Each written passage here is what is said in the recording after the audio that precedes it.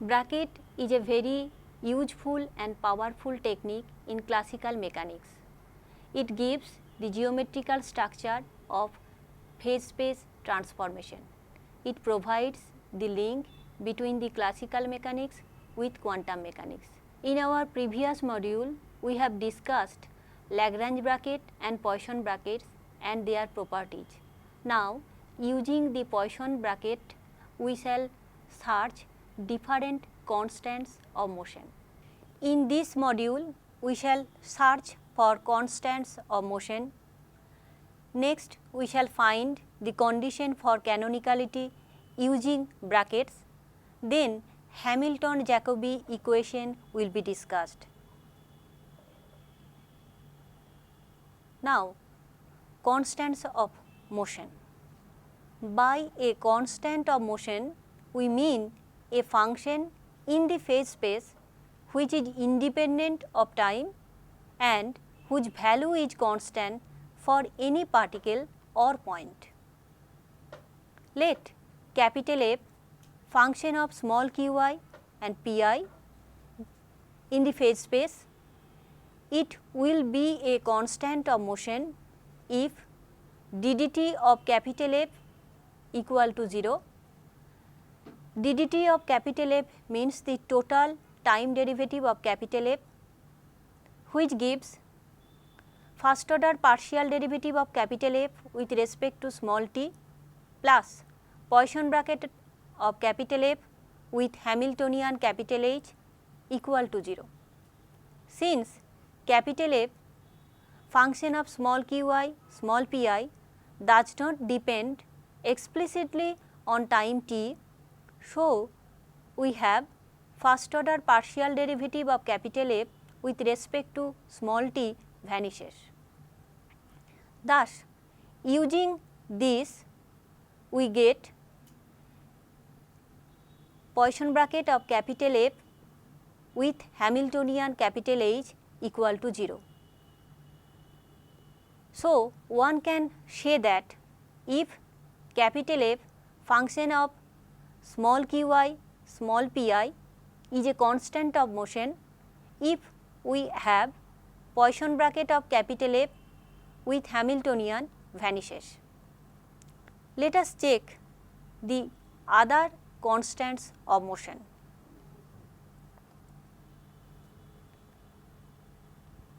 We shall use the result that if capital F1, capital F2 be two constants of motion, then their Poisson bracket capital F1 with capital F2 is also a constant of motion. The time derivative of Poisson bracket capital F1 with capital F2 gives the time derivative of first order partial derivative of capital F1 with respect to small q into first order partial derivative of capital F2 with respect to small p minus first order partial derivative of capital F1 with respect to small p into first order partial derivative of capital F2 with respect to small q.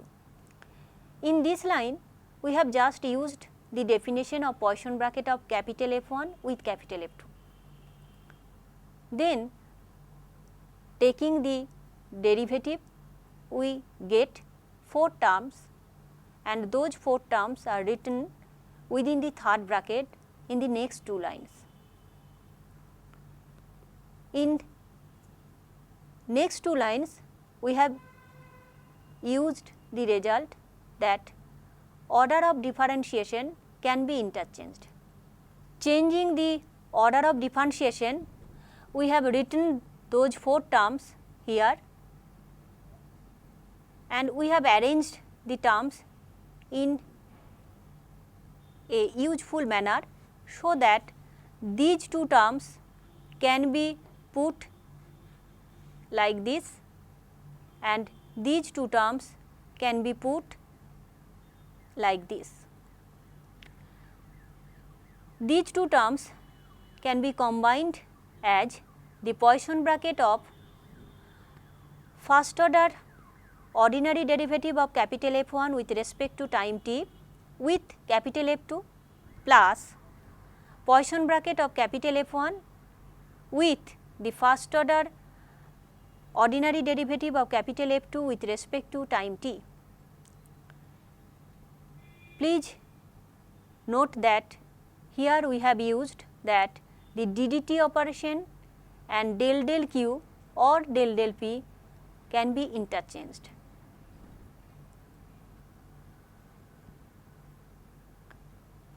If capital F1 and capital F2 be two constants of motion, then they are independent of time. So, we have ddt of capital F1 equal to 0 and ddt of capital F2 equal to 0. Therefore, we have ddt of Poisson bracket of capital F1 with capital F2 vanishes. From this, one can say that Poisson bracket of capital F1 with capital F2 is a constant of motion. We shall use this result in searching the constants of motion. First of all, consider the linear momentum. If we put capital F equal to small p in the previous result, where small p is the generalized momenta conjugate to the generalized coordinate small q, then we have ddt of small p is equal to first order partial derivative of small p with respect to time plus Poisson bracket of small p with Hamiltonian capital H. As small p is independent of time, so we have del del t of small p equal to 0, that is first order partial derivative of generalized momenta vanishes, which gives the ddt of small p equal to Poisson bracket of small p with Hamiltonian. Now, from Hamilton's equations of motion, we have Poisson bracket of small p with Hamiltonian is equal to minus first order partial derivative of Hamiltonian with respect to small q. If small q is a cyclic coordinate, then Hamiltonian capital H does not contain q explicitly. So, del del small q of capital H vanishes. Using this result, we get Poisson bracket of small p with Hamiltonian equal to 0. Therefore, ddt of small p equal to 0. Hence, linear momentum small p conjugate to a cyclic coordinate small q is a constant of motion. Next, we shall discuss about angular momentum. Let capital Lx, capital Ly, capital Lz denote the components of the angular momentum vector capital L vector along the coordinate axis respectively. We know that angular momentum is the moment of linear momentum. Therefore, we have capital Lx equal to small y into small pz minus small z into small py. Small pz means the component of linear momentum along z axis. Similarly, others. Capital Ly equal to small z into small p suffix x minus small x into small p suffix z, capital L suffix z equal to small x into small p suffix y minus small y into small p suffix x. Now, the Poisson bracket of capital Lx with capital Ly, we have written the value of Lx and Ly already obtained,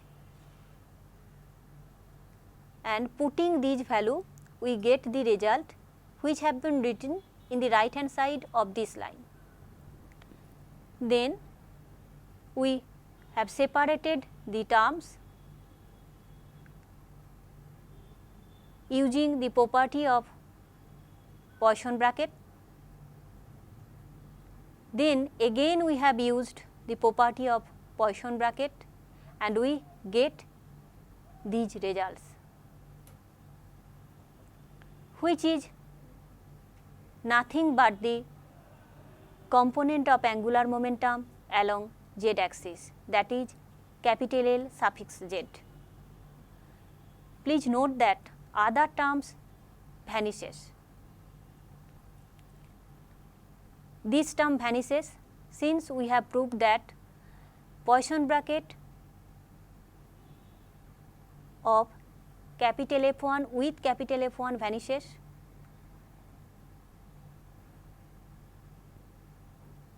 Similarly, other.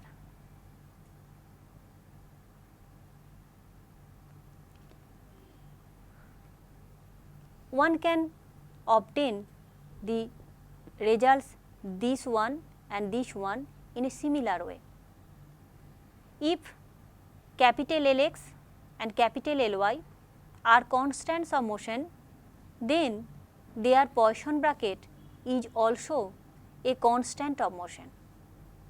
So, Poisson bracket of Lx with Ly is equal to Lz, L suffix z is a constant of motion. Therefore, the angular momentum vector, which is capital L vector, can be written as capital L suffix x I vector plus capital L suffix y j vector plus capital L suffix z k vector is also a constant of motion. Now consider energy. If we set capital F equal to Hamiltonian H, then we have ddt of capital H equal to first order partial derivative of capital H with respect to time t plus Poisson bracket of Hamiltonian with itself. If capital H does not depend on time t explicitly, then we have del t of capital H equal to 0. Moreover, from the property of Poisson brackets, we have Poisson bracket of capital H with capital H vanishes. Hence, ddt of capital H equal to 0. This proves that Hamiltonian capital H is a constant of motion if it is time independent. It is already proved that Hamiltonian H represents the total energy of the system. We have discussed about it in chapter 4.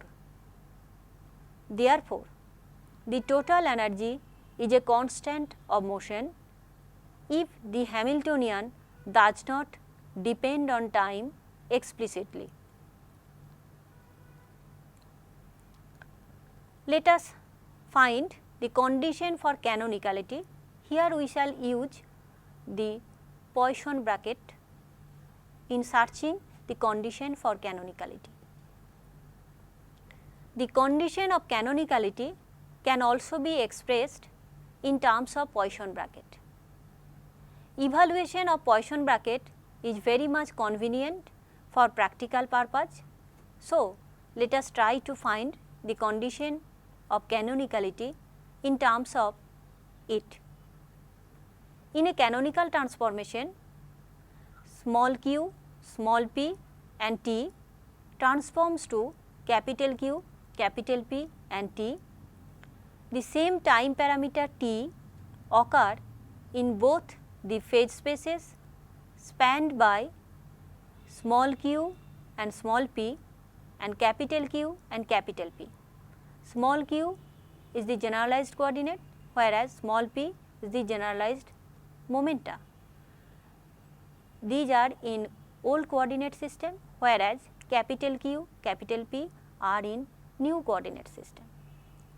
This helps us to test the condition of canonicality in terms of small q, small p, capital Q, capital P, and also with their time derivatives. Let us consider the condition of canonicality already obtained and given by summation over I equal to 1 to n small pi into delta small qi minus capital Pi into delta capital Qi equal to delta capital 1, which is an exact differential. Here delta means we are not considering the change in time. Here the parameter t is held constant. In capital Qi, function of small q, small p, t, capital Pi, which is a function of small q, small p and t, and capital F1, this is a generating function which is a function of small q, capital Q and t, while finding the differentials delta small qi, delta capital Qi and delta capital F1. A necessary and sufficient condition for a transformation capital Qi equal to capital Qi function of small q, small p and t, capital Pi equal to capital Pi function of small q, small p and t for I equal to 1, 2 up to n to be canonical transformation for fixed value of time t. Now, the left hand side of the above condition can be expressed as follows. Summation over I equal to 1 to n small pi into delta small qi minus capital Pi into delta capital Qi. In the right hand side, we have separated these two terms and written in the right hand side of first line. Then in the next line, first term has been written as it is, and say in case of second term, we have replaced delta capital Qi as summation over j equal to 1 to n del small qj of capital Qj into delta qj plus del small pj of capital Qi into delta pj, since capital Qi are functions of small qj and small pj. Then we have adjusted those terms, and adjusting those terms we have keep it in this form.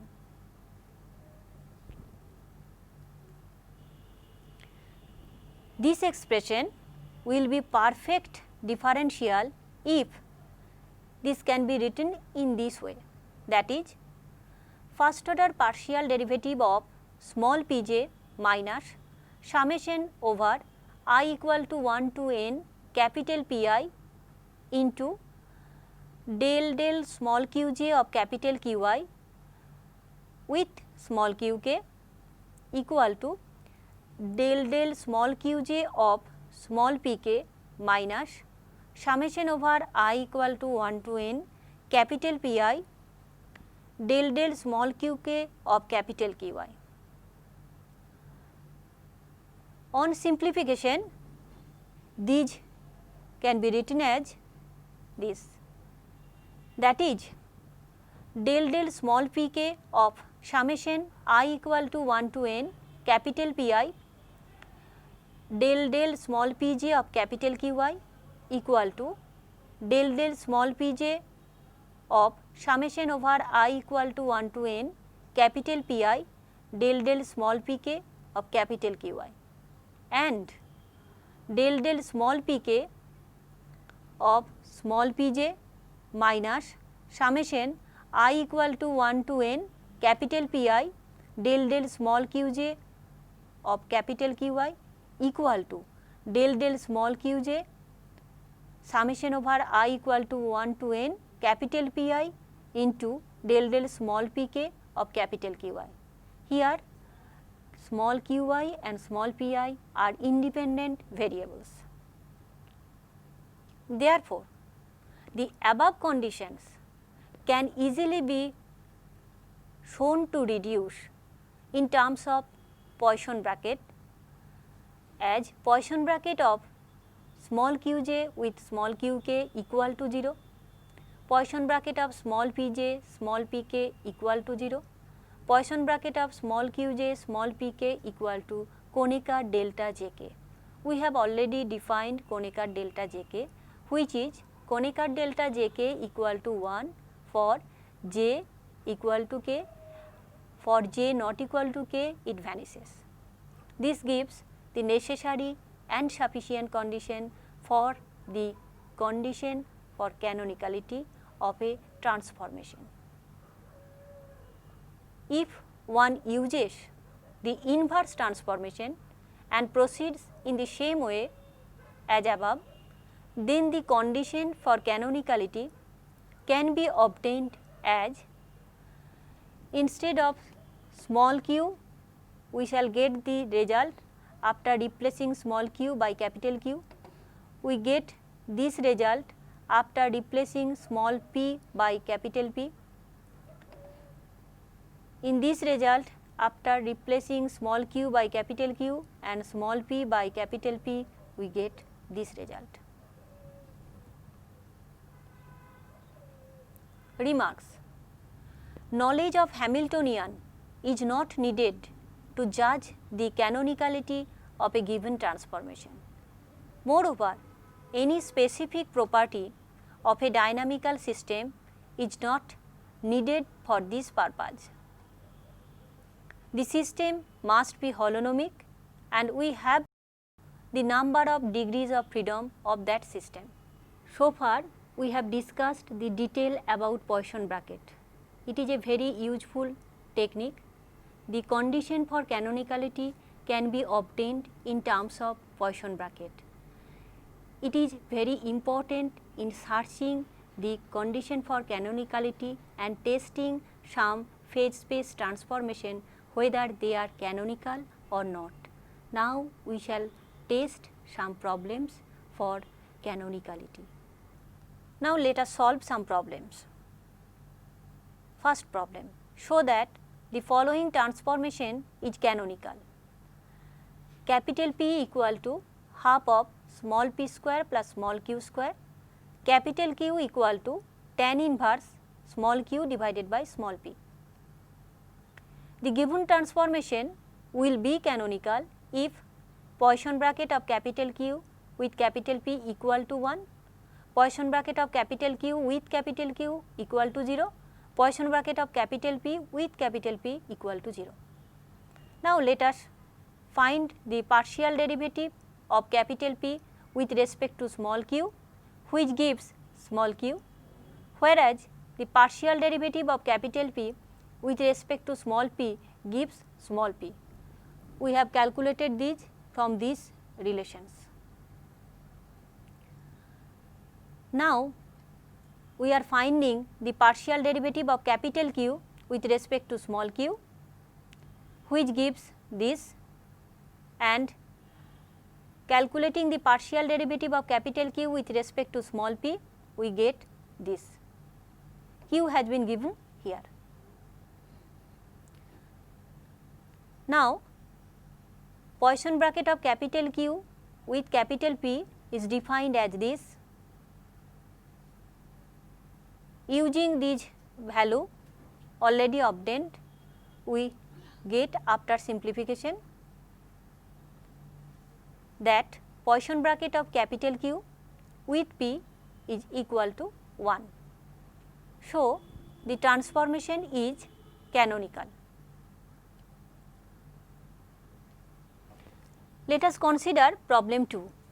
Find the values of alpha and beta for which the equation capital Q equal to small q to the power alpha into cos beta into p, capital P equal to small q to the power alpha sin beta into p represents a canonical transformation. We know that the transformation will be canonical if it satisfies these results. Now, let us test. Poisson bracket of capital Q with capital P can be defined as this. Now, as capital Q and capital P have been given here, so one can calculate these partial derivative, that is partial derivative of capital Q with respect to small q, which has been given here, and the partial derivative of capital Q with respect to small p, which is this, and the partial derivative of capital P with respect to small p, this has been written here. The partial derivative of capital P with respect to small q, it has been written here. After simplification, we can combine the result like this. Since sin square beta plus cos square beta equal to 1, so we have this result. Sin square beta p plus cos square beta p equal to 1, so we get this. So, the transformation is canonical if alpha into beta into q to the power 2 alpha minus 1 equal to 1. From this relation, one can get alpha beta equal to 1 and 2 alpha minus 1 equal to 0, since q to the power 0 gives 1. From these two relations, if we calculate, then we get alpha equal to half and beta equal to 2. Now, we shall discuss one important equation, Hamilton-Jacobi equation. Consider a canonical transformation from the coordinates and momenta small q and p at the time t to a new set of constant quantities, which are small q0 and small p0. The initial values at t equal to 0 of small q and small p, that is q0 is the initial value of small q, whereas small p0 is the initial value of small p. For this, the transformation relating the old and the new canonical variables represents the solution of the problem, which can be written as small q equal to small q function of q0, p0 and t, small p which is a function of small p function of small q0, small p0, t. Since the new set of canonical variables are constant in time, so the transformed Hamiltonian capital K must be identically 0. The equations of motion are capital Q dot equal to first order partial derivative of capital K with respect to capital Pi, which vanishes, and capital P dot equal to first order partial derivative of capital K with respect to capital Qi with a negative sign, which is 0, where capital K is the transformed Hamiltonian is equal to Hamiltonian plus del del t of capital F. If capital K vanishes identically, then we have right hand side equal to 0. Let us take the generating function capital F as function of the old coordinate small qi, new constant momenta capital Pi and time t. That is, if we take capital F2 is a function of small q, capital P and t, then small pi is given by this relation. Hence, capital H, which was a function of small q1, small q2 up to small qn and small p1, small p2 up to small pn and t, then putting these value for pi, we get that Hamiltonian is a function of these plus del del t of capital F2 equal to 0. This equation is known as Hamilton-Jacobi equation for the generating function capital F2. Poisson bracket is basically a mapping of two dynamical variables in a phase space transformation. It is very helpful in Hamiltonian system. Using Poisson bracket, we can get the condition for canonicality. In such cases, the knowledge of Hamiltonian does not needed. In this module, we have discussed the detail about it. Hamilton's Jacobi equation, which plays an important role, has also been discussed.